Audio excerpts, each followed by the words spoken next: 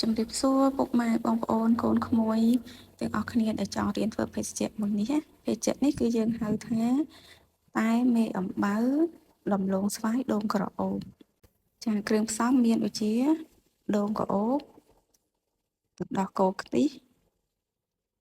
ទឹកដោះគោខាប់ទឹកដោះគោស្រស់ការមេអំបៅដែលយើងយកវាមកឆុងធ្វើជាទឹកតែហ្នឹងចាជាដំបូងយើងដាំទឹក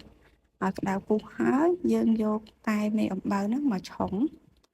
យើងអាចទុកវាឲ្យវាចេញជាតិមកល្មមប្រហែលជា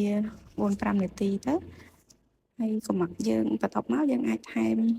អំបិលបន្តិចហើយនឹងក៏ស្ករឲ្យរសជាតិវាឡមដើម្បីយើងលាយជាមួយនឹងទឹកដោះគោទៅវាកាន់តែឆ្ងាញ់សម្រាប់ដូងក្រអូបនេះដែរយើងកាប់វាយកទឹកដើម្បីយកវាទៅលាយជាមួយនឹងទឹកដោះគោខាប់ទឹកដោះគោខ្ទិះក៏ដូចជាទឹកដោះគោស្រស់ហើយយើងទុកវានៅមួយឡែកចំណែកសាច់ដូងយើងពុះវាហើយយើងកោសយកសាច់វាទុកដាក់ topping នៅលើ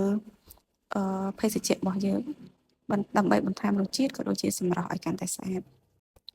ចំពោះដំឡូងស្វាយនេះដែរយើងនឹងយកវាទៅធ្វើជាម៉េះដំឡូងសម្រាប់លាបកែវដើម្បីឲ្យភេសជ្ជៈរបស់យើងនឹងមានសម្រស់កាន់តែស្រស់ស្អាតចឹងជាដំបូងយើងត្រូវចិតសម្បកដំឡូងនឹងចេញហើយលាងទឹក2 ទឹកដើម្បីឲ្យវាស្អាតបន្ទាប់ពីលាងស្អាតហើយយើងត្រូវយកវាទៅសម្រស់ហើយកាត់ជាដុំៗតូចៗនៅពេលដែលយើងកាត់ដំឡូងយើងព្យាយាមស្វែងរកដំឡូងដែលមានដង្កូវស៊ីត្រូវឆ្កឹះវាចេញឲ្យអស់ព្រោះកាលណាសល់អាជាតិដង្កូវហ្នឹងវានឹងមានជាតិល្វីងហើយមានដង្កូវនៅក្នុងហ្នឹងទៀតបន្ទាប់ពីកាត់ដំឡូងហើយដំឡូងនោះគឺយើងត្រូវយកវាទៅស្ងោរជាមួយនឹងទឹកក្តៅដែលដាំពុះដោយដាក់បន្ថែមស្ករក៏ដូចជាអំបិលបន្តិចនៅក្នុងដំឡូងហ្នឹងដើម្បីបន្ថែមរសជាតិយើងត្រូវរង់ចាំដំឡូងឲ្យវាឆ្អិនល្មមបន្ទាប់ពីដំឡូងឆ្អិនហើយយើងអាចយកវាទៅកិនឲ្យមាត់បើយើងអាច